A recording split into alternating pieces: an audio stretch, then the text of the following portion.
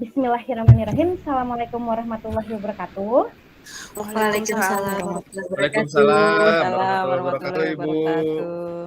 Halo teman-teman. Halo anak-anak. Apa kabar? Alhamdulillah baik Ibu. Baik Bu. Alhamdulillah. Sehat semuanya sehat? Sehat Ibu. Sehat Bu. Oke, alhamdulillah. Mudah-mudahan kesehatannya selalu dijaga ya, karena saat ini kan kita sudah masuk ke bulan-bulan di mana hujan itu sering turun gitu. Jadi kesehatannya, pola makannya itu dijaga. Nah, baik, hari ini kita akan masuk lagi untuk pembelajaran biologi. Namun sebelum kita melaksanakan pembelajaran, alangkah lebih baiknya kita berdoa terlebih dahulu. Nah, pemimpin kelas, Pak Ketu, ada Bang Asep, silakan dipimpin Bang Asep untuk berdoa. Baik Ibu, baik teman-teman, sebelum belajar kita berdoa dulu. Untuk berdoa dimulai. Berdoa selesai. Iya. Alhamdulillahirrahmanirrahim. Terima kasih kepada Bang Asep yang telah memimpin. Mudah-mudahan doa kita menjadi keberkahan untuk kita dan pembelajaran hari ini berjalan dengan lancar dan bermanfaat untuk kita semua ya. Amin. Oke, hari ini Ibu ingin cek dulu kehadirannya. Coba apakah ada yang tidak masuk pada hari ini? Siapa yang tidak masuk? Masuk semua Bu. Masuk semua Bu, hadir. Alhamdulillah ya. Oke, bagus kalau hadir semuanya. Kemudian Ibu lihat dulu persiapan kita akan belajar. Coba Ibu lihat. Oh, Malik masih minum, Bang Malik. Aduh, Bang Malik tolong ya. Bisa disiapkan Bang Malik. Bukunya sudah ada Bang Malik?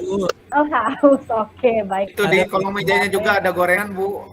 Aduh, Bang Malik nanti pas istirahat ya nak ya. Nah, oke. Sudah semuanya bukunya sudah siap di atas meja? Buku teks dan buku catatan biologinya ya, tolong tidak ada buku yang lain, jadi tolong bukunya disiapkan. Kalau begitu mari kita mulai. Nah, hari ini materi yang akan Ibu bahas adalah mengenai bab terbaru di biologi kelas 12 ya. Tapi sebelum itu Ibu ingin lihat dulu nih, kita review sedikit materi sebelumnya mengenai pertumbuhan dan perkembangan pada tumbuhan. Ada yang masih ingat tentang materi pertumbuhan dan perkembangan pada tumbuhan? Ingat Bu. Oke, ingat Sila, alhamdulillah. Denok? Kak Denok ingat Kak Denok?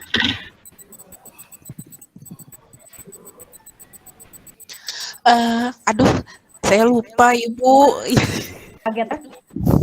Oh, lupa lagi, aduh. Kita review sedikit ya. Ketika kita pertumbuhan dan perkembangan pada tumbuhan, sebelumnya Ibu memberikan kalian itu tugas untuk membuat mini riset. Nah, khususnya ingin Ibu tekankan itu mini riset mengenai faktor luar, di mana kalian melakukan percobaan membedakan pemberian suhu pada biji agar kalian itu bisa tumbuh tidak biji itu. Nah, Ibu ingin tanya nih, bagi kelompok yang dapatkan faktor suhu. Nah, ketika biji tersebut diletakkan di keadaan ruangan yang suhunya rendah, apa yang terjadi pada biji tersebut? Siapa yang akan menjawab? Ada yang akan menjawab? Silakan. Boleh? Saya aja Bu, saya Bu. Ya Bu. Nah, kalau dari hasil penelitian yang dilakukan, bijinya itu tidak tumbuh Bu. Jadi berbeda dengan biji yang diletakkan di suhu ruangan. Jadi kalau yang ditaruh di tempat yang dingin nggak tumbuh, tapi kalau yang di tempat suhu ruangan tumbuh Ibu. Oke, bagus sekali Maya. Kenapa ada perbandingan ya? Kenapa kalau di suhu yang ada di suhu yang ruangan atau lingkungan biasa itu bisa tumbuh, di suhu yang rendah tidak? Ada yang bisa menjawab? Ada yang bisa menjawab lagi? Mai masih mau menjawab? Atau Sinta? Boleh Ibu. Oh boleh, silakan Mai. Mungkin karena proses fisiologisnya tidak terjadi Ibu, karena kan suhu berpengaruh terhadap proses fisiologis ya, jadi makanya dia tidak tumbuh. Oke, baik. Karena fisiologisnya itu terganggu. Nah, ini benar ya. Sebenarnya kalau kita lihat apabila biji itu ditumbuhkan pada suhu ruangan yang rendah, itu biasanya ada kemungkinan bahwa dormansi biji atau biji yang sedang tidur itu tidak terhenti dormansinya. Ya, ini juga bisa ada kaitannya salah satunya dengan enzim yang bekerja pada biji tersebut. Begitu kan ya? Nah, baik. Selanjutnya, ngomong-ngomong enzim, nah Ibu juga ingin lagi review lagi, makin mundur lagi ke belakangnya di tingkatan kelas 11 kita berbicara tentang sistem pencernaan. Di situ ada enzim-enzim pencernaan. Ada yang masih ingat enzim-enzim pencernaan itu contohnya apa saja? Ada lipase, amilase, lipase, amilase, apa lagi Celi? amilum jadi maltase, peptin belum jadi protein jadi pepton. Good, ya bagus. Nah, itu kan di setiap organnya beda-beda ya enzimnya, betul nggak? Betul. Nah, kira-kira kenapa nih? Kenapa kalau misalnya di setiap organ pencernaan itu enzimnya harus berbeda? Tergantung tempatnya, Bu. Tergantung tempatnya. Tempatnya gimana, Kak Seli? Misalnya mungkin kondisinya asam, berarti ya enzimnya ya sesuaikan dengan lokasi tempat organnya itu kali, Bu. Oke, karena kondisinya itu bisa menyesuaikan juga dengan organnya gitu ya. Jadi enzimnya juga yang berperan beda-beda. Oke, bagus nih. Kelihatannya pengetahuan awal kalian tuh sudah ada mulai terlihat terbentuk ya untuk enzim. Nah, tapi untuk lebih jelasnya ingin Ibu lihat pengetahuan awal kalian, kita akan melaksanakan dulu pretest menggunakan quizzes. Siap ya? Ibu sudah mengirimkan link quizisnya di smartphone kalian di grup WhatsApp masing-masing. Silakan masuk ke link quizis tersebut, masukkan kode yang telah Ibu berikan dan nama kalian. Lalu kalian mulai mengerjakan soal pretestnya ya. Ibu beri waktu 5 menit. Oke, sudah selesai? Sudah. Oke, Bu. Gimana Malik, gimana hasilnya Bang Malik? Ya jelek banget, Bu. Aduh, kenapa Malik belum belajar nih? Sepertinya belum siap belajar ya. Nah, kebiasaan nih Malik nih. Pasti begadang malamnya nih. Oke, Bang Asep gimana? Bang Asep nilainya? Sama Bu. Jelek juga. Oh iya, oke. Ibu juga sudah melihat ya di quizzes ini ternyata masih banyak yang di bawah angka minimal. Nah, angka minimal kita kan 75 ya, tapi ada beberapa nih 1-2 orang yang sudah ada di tengah-tengah lah ya, sudah standar gitu, nggak apa-apa ya. Mudah-mudahan pembelajaran hari ini akan meningkatkan pemahaman kita mengenai enzim. Nah, kenapa Ibu ngomongin enzim? Karena pada hari ini Ibu akan share screen ya anak-anak. Kalau putus-putus suara Ibu atau ada yang terganggu, tolong dikasih tahu ya. Baik, Bu. Sebentar. Oke, nah. Ya.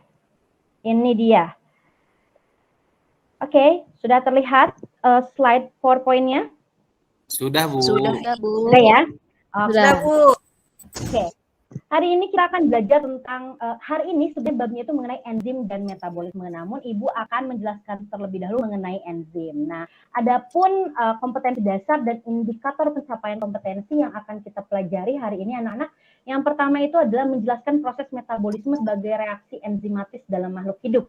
Nah, IPK-nya yang pertama itu mengidentifikasi komponen penyusun enzim, menjelaskan sifat dan cara kerja enzim, kemudian juga menganalisis faktor yang mempengaruhi kerja enzim. Kemudian untuk kompetensi dasar keterampilannya anak-anak, di sini kalian diminta itu untuk menyusun laporan hasil percobaan tentang mekanisme kerja enzim, fotosintesis dan respirasi anaerob. Namun untuk hari ini IPK-nya atau indikator pencapaian kompetensi keterampilannya, kalian akan melakukan percobaan tentang faktor-faktor yang mempengaruhi enzim.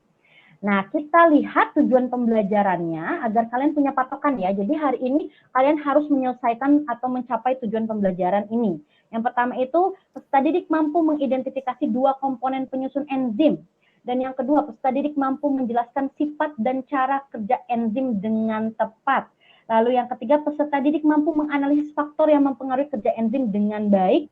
Dan yang terakhir adalah peserta didik mampu melakukan percobaan tentang faktor yang mempengaruhi kerja enzim dengan baik sehingga peserta didik dapat membangun kesadaran akan kebesaran Tuhan Yang Maha Esa, menunjukkan perilaku kreatif, kolaboratif, komunikatif, teliti, disiplin, toleransi, tekun, jujur, responsif, aktif, bertanggung jawab dan bekerja sama. Banyak ya karakter yang harus kalian bangun pada pembelajaran hari ini. Sama seperti tadi pretest, kalian harus jujur. Jadi mau jelek mau bagus nilainya itu adalah hasil dari kalian sendiri. Nah, adapun peta pikiran yang akan Ibu share kepada kalian, di sini kalian bisa lihat ini merupakan dasar acuan kalian untuk belajar pada hari ini ya. Di sini kalian bisa lihat ada enzim. yang kalian pelajari hari ini, enzim itu ada cara kerjanya ternyata, ada komponen enzim, ada karakteristik enzim atau sifat-sifat enzim, dan juga ada faktor yang mempengaruhi kerja enzim, di mana seluruhnya memiliki mikro cabang sendiri ya, dan kita akan menemukan pada pembelajaran hari ini. Mudah-mudahan kalian bisa paham. Gunakan mode pembelajaran problem based learning, artinya temukan hari ini untuk memecahkan masalah yang tentu saja dimulai dari masalah. Nah, sebelum ini Ibu akan memberikan video yang harus kalian simak, kalian amati, kalian analisis, dan kalian identifikasi permasalahan di dalamnya. Ya, Ibu akan perlihatkan videonya.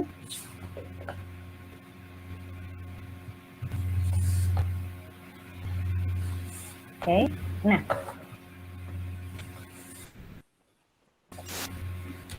Pendakian akibat hipotermia telah beberapa kali terjadi. Jika tidak ditangani dengan benar, korban akan mengalami kerusakan organ, bahkan meninggal dunia.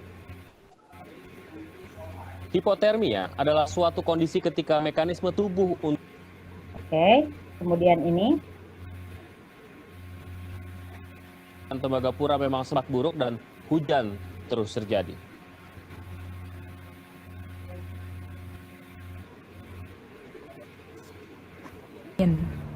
Yuk, sama-sama kita jalan-jalan.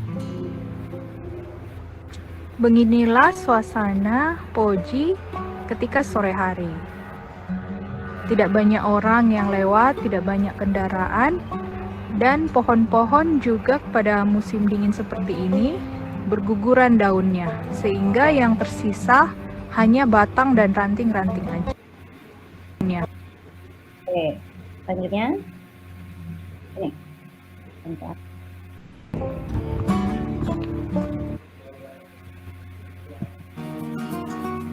Banyak burung yang melakukan migrasi. Burung yang melakukan migrasi dengan jarak paling jauh adalah Arctic Tern. Mereka melakukan migrasi dengan jarak mencapai 35.000 km. Umumnya, burung bermigrasi dari selatan ke utara atau sebaliknya. Alasan mereka melakukan migrasi adalah karena cuaca, sumber makanan, musim kawin, dan... Oke, baik, dari video tersebut, silahkan ada yang ingin memberikan pendapatnya mengenai video yang telah kalian amati. Silahkan. Saya, Bu. Boleh, Bang Malik. Apa Bang Malik? Ya, di situ di videonya memperlihatkan kasus hipotermia. Ya, kemudian tumbuhan yang hanya meninggalkan batang dan ranting di musim dingin. Itu ada di negara Italia tadi di videonya. Terus fenomena migrasi yang dilakukan sama burung dan juga karibou, Bu. Tuh. Ada karibou ya. Oke, good ya. Ada hipotermia, kemudian ada juga fenomena tumbuhan katanya yang tinggal batang dan ranting saja saat musim dingin, dan juga yang terakhir adalah fenomena migrasi yang dilakukan oleh beberapa hewan seperti pada burung dan karibou. Good, terima kasih Bang Malik. Nah, dari pendapat Bang Malik ini, adakah yang mau mengkonvert ya pendapatnya itu menjadi identifikasi masalah dalam bentuk pertanyaan? Silakan, ada yang berani membuat pertanyaan? Bu, saya. Boleh, Kak Dini. Bagaimana cara untuk menangani orang yang terkena hipotermia, Bu? Oke, good. Ada lagi? Saya, Ibu. Lagi? Oke, silakan Kak Mai. Tadi apakah penyebab dari tumbuhan yang hanya meninggalkan batang dan ranting saat musim dingin? Satu lagi, apa penyebab hewan lakukan migrasi pada saat musim dingin? Oke, sip ya. Kita sudah mendapatkan minimal 3 pertanyaan yang tadi oleh teman-teman kamu berikan. Ada dari Bang Malik dan juga ada dari Kak Dini, Bang Malik terus saya ingat ya.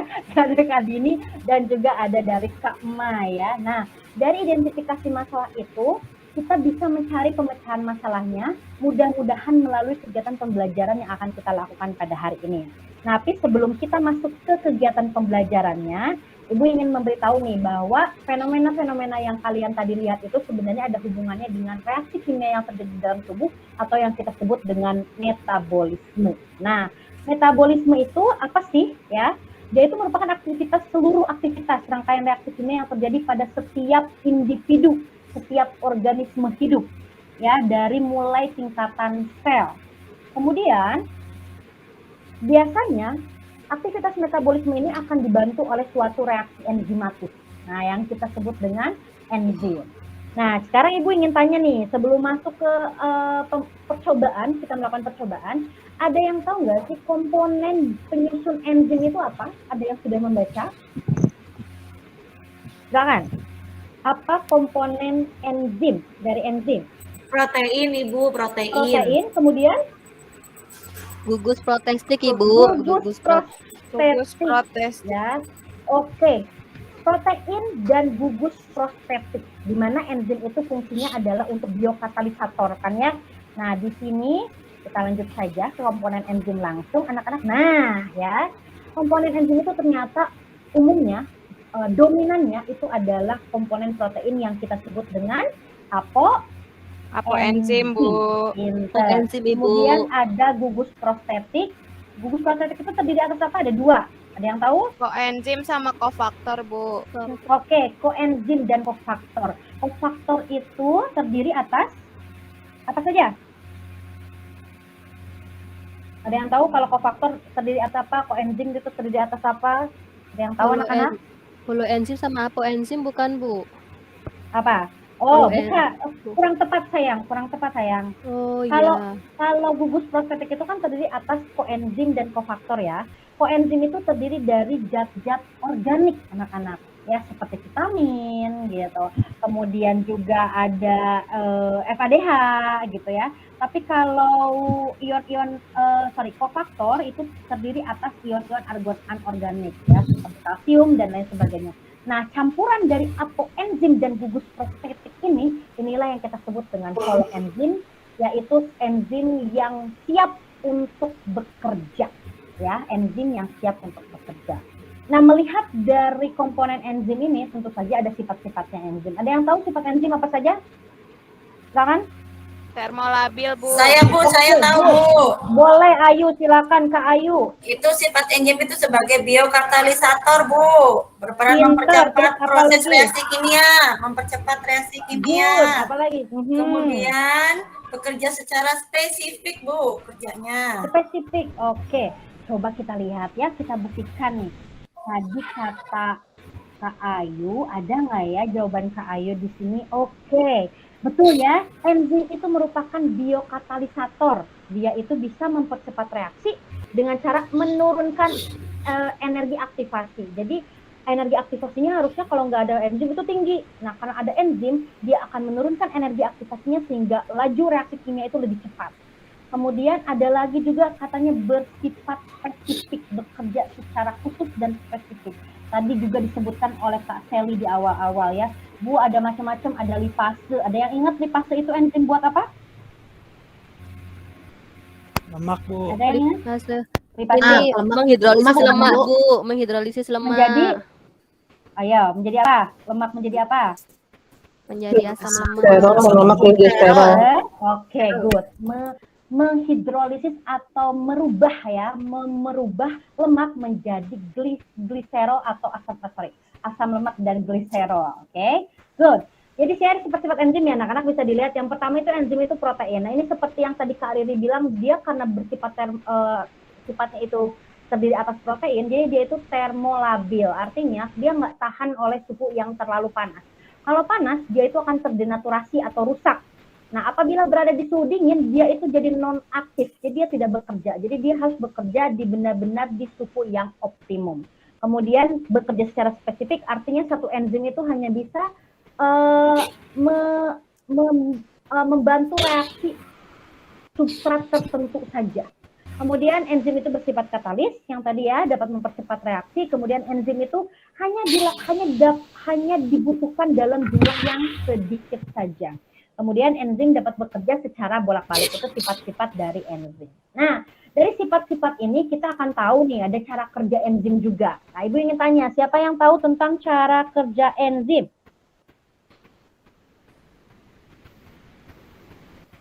Boleh? Yang mau menjelaskan cara kerja enzim? Ada, Bu. Irreversible bukan, Bu. Cara kerja enzim itu, Bu, yang mekanisme kerja enzim kan.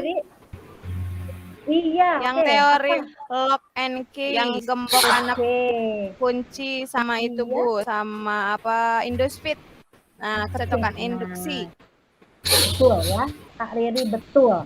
Nah, Kak Riri itu mengatakan bahwa cara kerja ini disesuaikan dengan dua teori. Pertama, teori lock and key atau yang kita sebut dengan gembok dan kunci, di mana nah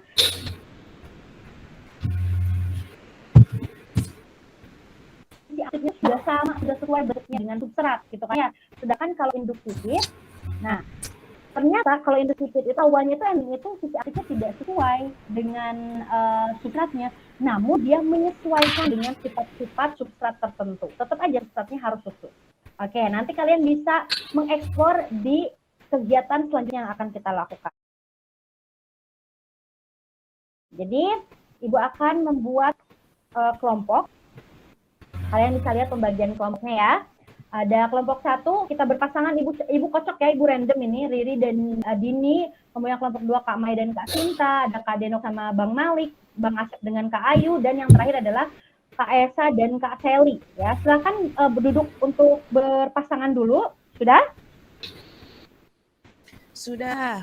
Sudah ya? Oke, Sudah, kalau Bu. sudah, Ibu akan memberikan LKPD-nya. Ini LKPD, silakan kalian lihat. LKPD-nya boleh dibuka. Nah, anak-anak, hari ini itu kita akan melakukan percobaan. Nah, tapi percobaannya nggak bisa ya. Kita nggak di lab praktikum, nggak di laboratorium. Kita menggunakan teknologi yang kita sebut dengan virtual lab. Jadi, Ibu sudah memberikan linknya pada kalian, virtual lab. Ibu akan menjelaskan sedikit dulu di virtual lab ini. Kita akan melakukan percobaan enzim katalase. Nah, ada yang pernah membaca tentang percobaan ini sebelumnya? Sudah Bu, Sudah ya, sip, bagus. Jadi Kak Sinta udah tahu ya, ini percobaannya seperti apa. Nah, di sini kalian boleh lihat di LKPD kalian ada langkah-langkahnya.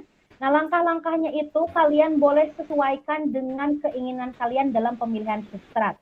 Bisa hati ayam, bisa ekstrak kentang, bisa ekstrak apel. Kemudian kalian memilih terlebih dahulu nih, ada senyawanya. Misalnya pengen H2O2 langsung Bu, kita berikan 3 tetes H2O2. Nah, yang kalian amati adalah gelembung yang dihasilkan. Kalau dia ada gelembungnya, kalian beri tanda positif di hasil pengamatan kalian. Ada tabel di LKPD ya, kalian bisa lihat itu. Kemudian setelah lihat gelembung, lihat juga kadar oksigennya. Dengan melihat benar nggak sih ada oksigen di situ sesuai dengan prinsipnya, maka kalian masukkan tongkatnya. Kalau berwarna merah menyala seperti ini,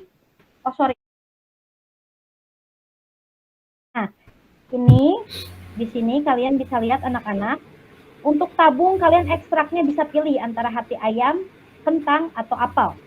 Oke, silakan terserah kalian. Kemudian untuk pemberian senyawa perlakuannya pun silakan terserah kalian. Mau langsung hidrogen peroksida atau H2O2 boleh.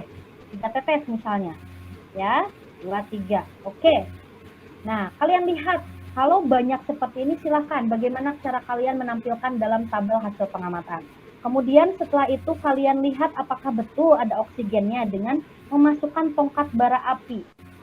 Nah, kalau berwarna merah seperti ini artinya terdapat oksigen, gitu ya. Nah, atau mungkin Bu pengen ada perlakuan, kenapa Kak Sinta? Enggak apa-apa, oke. Misalnya ada perlakuan Bu pengen pakai NaOH dulu, silakan. Diteteskan NaOH-nya, kemudian kembali diteteskan H2O2-nya. Mudah sekali ya. Nah, kira-kira bagaimana keadaannya? Nah, seperti itu. Apakah ada gelembung ataukah ada bara api yang menyala? Silakan kalian temukan. Gitu ya. Paham tentang percobaannya? Paham, Bu. Paham?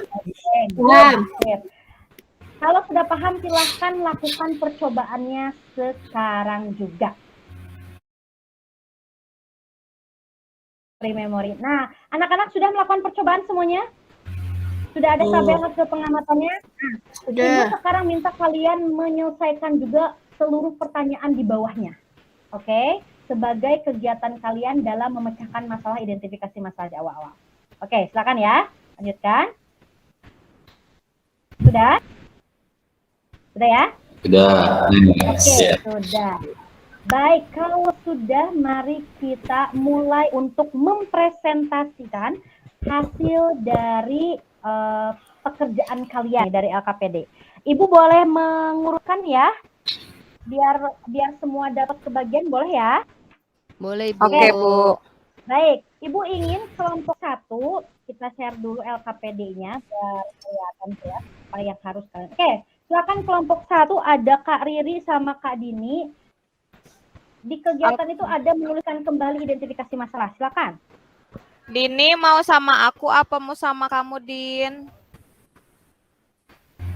Sama kamu aja deh. Oke, Ya udah. boleh. Itu ya, Bu ya. Yang pertama tentang masalah. Jadi bagaimana penanganan pada orang yang terkena hipotermia agar tidak mengalami kematian. Kemudian yang kedua, apa yang menyebabkan adanya migrasi pada hewan-hewan tertentu seperti pada burung, karibau pada musim dingin, Bu. Kemudian yang ketiga, apa yang menyebabkan fenomena tumbuhan yang hanya tinggal batang dan ranting ketika musim dingin itu, Bu. Good, sip, bagus. Lalu itu identifikasi masalahnya ya. Boleh Ya. dilanjut Kak Riri tentang alat dan bahan Oke. percobaannya nih. Siap, Bu. Jadi untuk judul kegiatannya ada uji enzim katalase. Tujuannya menganalisis faktor yang menentukan kerja enzim katalase. Yang ketiga, prinsip kerjanya. Enzim katalase menguraikan senyawa beracun hidrogen peroksida menjadi gas oksigen dan uap air. Kemudian juga alat bahannya tabung reaksi, pipet tetes, tongkat bara api, termostat, pengatur suhu, bahannya ekstrak hati, kentang, apel, kemudian larutan H2O2, NaOH, HCl, sama sianida, Bu. Oke, good. Terima kasih untuk kelompok 1 ya, Kak Riri dan Kak Dini. Oke, selanjutnya untuk hasil pengamatan boleh deh kelompok 2. Mai, Ini sama Kak Cinta, mau siapa nih? aku yang tabel, ntar Mai yang pembahasan ya. Oke. Oke, boleh. Bu Intan, ini yang tabelnya mau dibaca hati apel kentang atau hati aja, Bu Intan, Boleh, perwakilan? terserah Cinta aja.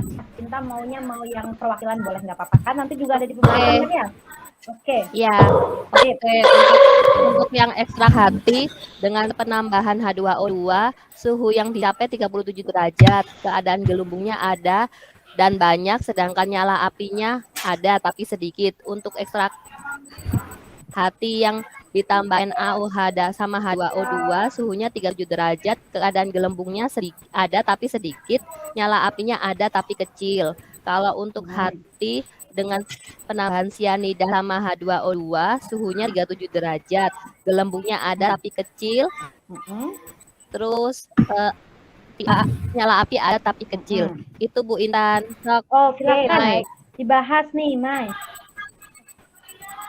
Oke, untuk pembahasannya, tadi kelompok kami setelah melakukan eksperimen dengan menggunakan virtual lab dan juga kami mencatat hasilnya dalam bentuk tabel. Nah, kami melihat bahwa dari ketiga ekstrak yang berbeda, baik ekstrak hati, ekstrak kentang, maupun ekstrak apel memiliki enzim katalase yang merubah senyawa H2O2 menjadi H2O dan juga O2. Nah, dilihat dari adanya gelembung yang muncul dan juga adanya tongkat bara api yang menyala karena terdapat oksigen.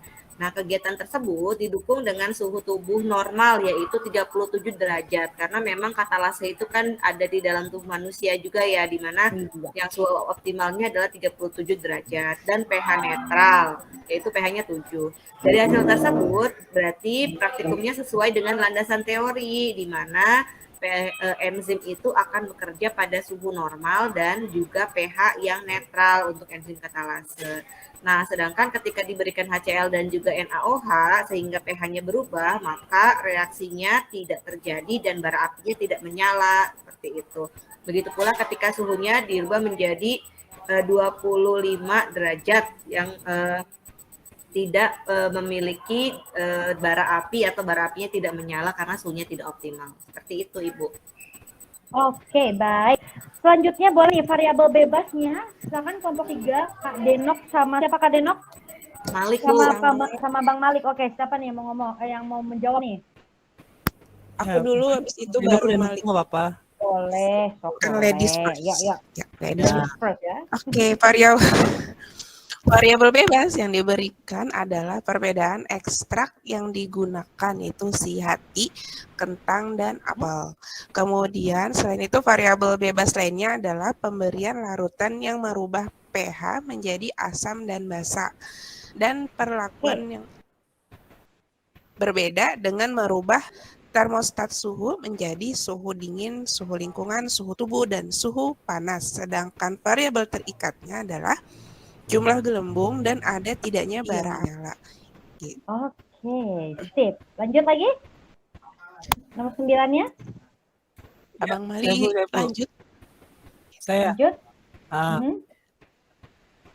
Ya, dari kegiatan praktikum ini kami lakukan hasilnya faktornya itu yang mempengaruhi enzim itu dan suhu, pH, sama inhibitor atau penghambat. Oke, sip. Selanjutnya yang 10-nya. Kelompok 4, Asep dan Bu Ayu. Bu Ayu, Kak Ayu. Iya, saya dulu ya Bang Asep, nanti Bang Asep yang nomor 11-nya. Boleh. Baik, Ayu. Ya, tadi kami sudah diskusi, Bu. Dari hasil kegiatan di atas, itu jawaban dari kelompok kami bahwa kerja enzim katalase itu terganggu apabila berada di suhu yang terlalu dingin, suhu yang terlalu panas, pH-nya asam, pH basa, dan terhambat oleh inhibitor seperti sianida, Bu. Iya, good. Lalu nomor 11-nya, Mang Asep, lihat ada gambar nih. Ya, baik, Bu. Berdasarkan tadi kami diskusi, nomor 11 ini yang A itu, Bu, itu bagian apa enzim, Bu? Itu senyawa protein. Good. Kalau Terus? bagian B-nya itu koenzim. Iya. Bagian C-nya itu kofaktor, Bu. Oke, menempel sedikit kofaktor. Lalu Terus yang D-nya itu keseluruhan senyawa enzim yang disebut holoenzim. Yang Dan E-nya? yang E-nya bagian sisi aktif dari enzim. Nah, gitu. Dari cara kerja enzimnya gimana? Cara kerja enzimnya dilihat berdasarkan sifatnya yang merupakan biokatalisator dan hanya bekerja secara spesifik, Bu. Dan substrat terdapat dua teori cara kerja enzim, yaitu teori lock and key ya. Di mana bentuk sisi aktif enzim sama dengan bentuk substratnya, sehingga akan cocok untuk terjadi reaksi layaknya gembok dan kunci, Bu. Selanjutnya, teori yang kedua adalah teori induksi fit, di mana sisi aktif enzim akan menyesuaikan dengan bentuk substratnya. Begitu, Bu. Oke, baik. Untuk kelompok 5 boleh langsung ke nomor 13 ya, tentang ininya apa solusi dari permasalahannya. Boleh Bu Esa atau Bu Seli, Bu Seli, Kak Esa sama Kak Seli, silahkan. Siapa yang mau? Oke, ya. Yang nomor 13, jadi kesimpulannya 14 atau 13 nih, Bu? Nomor 13 aja yang 13 solusi, ya. Solusinya, jadi gini, kalau hipotermia dapat terjadi pada seorang yang berada di lingkungan yang memiliki suhu dingin dan yang ekstrim, sehingga tubuh tidak mampu mengontrol sistem pengaturan suhu agar tetap pada suhu tubuh yang konstan. Hal tersebut menyebabkan orang yang terkena hipotermia akan mengalami kesulitan bernafas, kerja jantung melemah, kemudian tubuhnya akan menggigil terus-menerus. Bahkan apabila tidak segera mendapat pertolongan akan mengalami kematian dikarenakan suhunya rendah. Nah, ini akan dipengaruhi sama kerja enzim dalam tubuh tersebut, sehingga proses fisiologisnya terganggu. Kemudian bisa saja sampai menyebabkan kematian. Nah, penanganan atau solusinya yaitu memindahkan pasien ke tempat yang lebih hangat, menjauh dari lingkungan dingin, dan mengganti pakaiannya menjadi pakaian yang lebih hangat untuk membantu pengaturan suhu tubuhnya. Terus kemudian,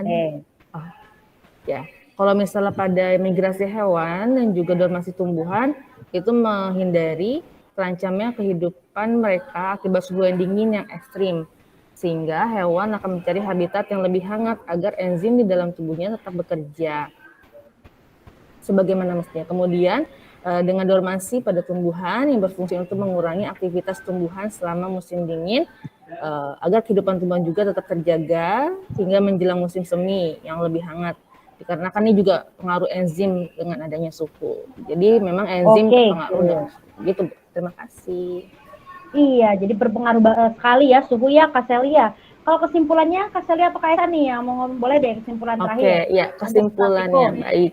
Kesimpulannya yang dari pembelajaran ini kami melakukan adalah bahwa enzim sangat berperan penting bagi kehidupan organisme. Nah, enzim memiliki komponen apoenzim dan gugus prostetik yang memiliki sifat biokatalisator dan hanya bekerja pada substrat tertentu. Selain itu, juga enzim memiliki faktor yang mempengaruhi kerjanya seperti suhu, pH, dan inhibitor. Jadi gitu Bu, jadi sangat berpengaruh sekali enzim bagi kehidupan kita. Seperti itu Bu Intan.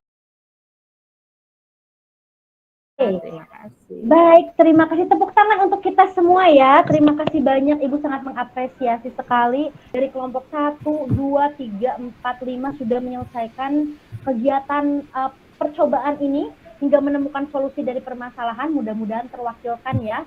Kalian akhirnya bisa mengetahui bahwa penanganan pertama untuk orang yang hipotermia itu adalah dengan membawanya ke suhu yang lebih hangat. Karena itulah yang menyebabkan dia bisa terkena hipotermia, kemudian juga mengalami kegagalan fungsi organ hingga mengalami kematian.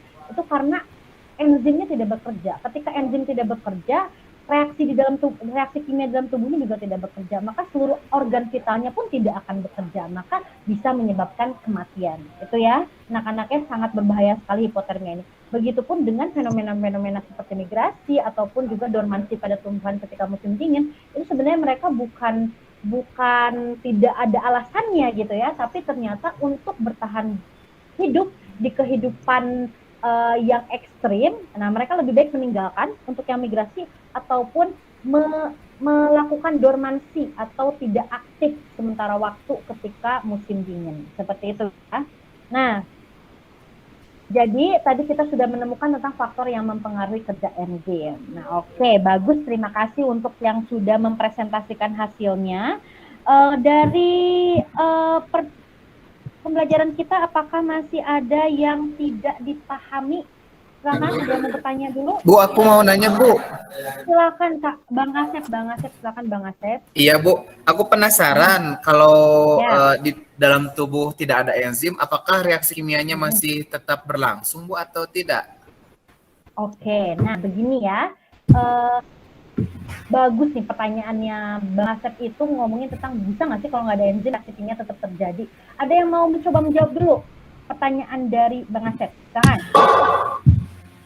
Ada anak-anak? Nggak ada? Sama Ibu aja ini dijawabnya? Oke, Ibu ya. Jadi Bang Asep, enzim itu kan membantu mempercepat reaksi kimia. Sebenarnya tidak ada enzim, reaksi kimia mungkin saja bisa terjadi, tetap terjadi gitu. Tapi dalam waktu yang lama. Nah, kalau misalnya itu terjadi di dalam tubuh kita, enzimnya itu tidak bekerja, maka seharusnya, misalnya contohnya nih ya, untuk membuat energi nanti di pertemuan berikutnya kita berbicara tentang metabolisme, ada yang kita sebut respirasi sel, yaitu menghasilkan energi. Energinya belum dapat, tapi jantung kita tetap harus, otot jantung kita harus bekerja gitu. Bu, Malik main-main, Bu. Aduh, ini ya bener ya Bang Malik.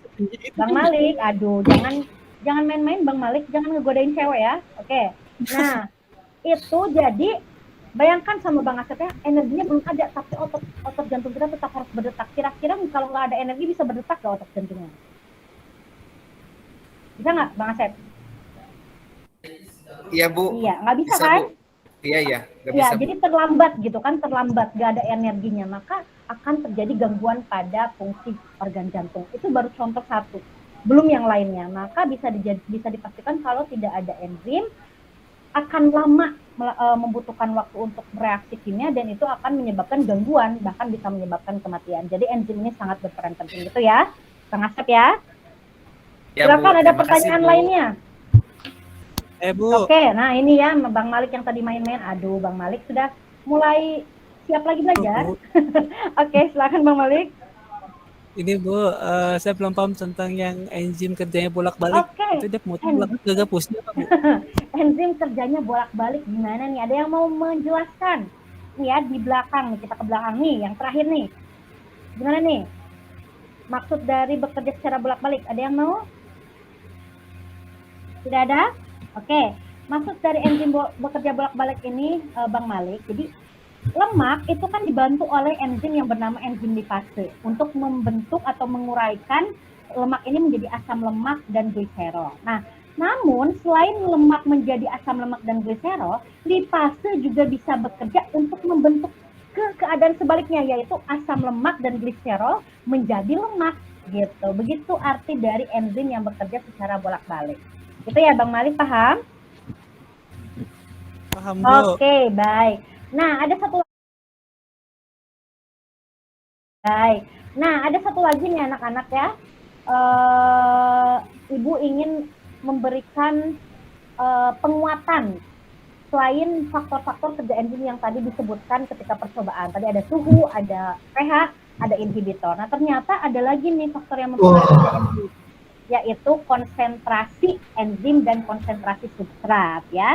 Enzim konsentrasi substrat kalau lebih banyak, maka enzim itu nggak bisa mengikat seluruh substratnya. Akhirnya menurun kerja enzim tersebut. Sedangkan kalau konsentrasi enzimnya banyak, substratnya sedikit, maka itu akan lebih cepat. Kenapa? Karena seluruh enzim itu sudah menempelkan dirinya pada substrat untuk melaksanakan reaksi kimia. Nah, jadi begitu ya. Jadi selain dari suhu, pH, dan inhibitor, ada juga yang kita sebut dengan konsentrasi enzim dan konsentrasi substrat yang mempengaruhi kerja enzim. Begitu? Paham anak-anak? Paham. Paham, Bu. Baik, kalau sudah paham, Ibu ingin ada siapa ya? Satu orang deh peserta didik minta untuk menyimpulkan. Siapa nih? Mau Ibu tunjuk atau mengacungkan dirinya? Ada? Saya Bu. Oke, boleh Kak Deno. Saya Ibu. Boleh, Kak Deno silakan. Jadi kesimpulan pembelajaran kita hari ini, yang pertama, enzim itu merupakan biokatalisator. Dia mempercepat reaksi tanpa ikut bereaksi dengan cara menurunkan energi aktivasinya. Kemudian, enzim memiliki komponen yaitu apoenzim dan gugus prostetik. Ya. Kemudian yang ketiga, enzim itu memiliki sifat bekerjanya spesifik gitu. Jadi dia teh setia gitu ya, Bang Malik sama Bang Asep, dia tuh setia karena satu substrat hanya untuk satu. Jangan kalah sama enzim, kemudian dia bisa kerjanya bolak-balik tanpa pusing, kemudian dibutuhkan dalam jumlah yang sedikit. Kemudian yang keempat, faktor kerja enzim terdiri dari suhu, pH, inhibitor, konsentrasi substrat, dan konsentrasi enzim. Yang terakhir, enzim sangat berperan penting bagi organisme, jadi manfaat yang bisa diambil dari pembelajaran hari ini, kita bisa menemukan solusi orang yang terkena tadi hipotermia. Penyebabnya adanya dormansi tumbuhan dan migrasi yang dilakukan oleh hewan di musim dingin untuk dapat mempertahankan kehidupannya. Begitu.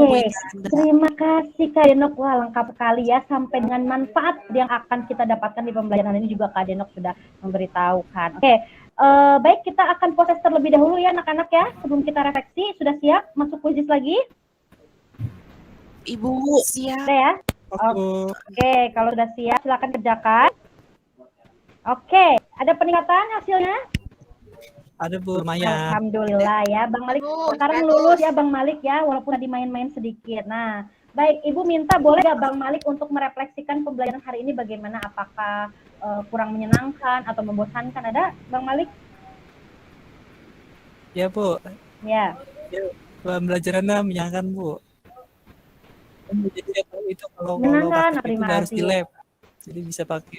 Oh iya betul ya. Bisa pakai HP.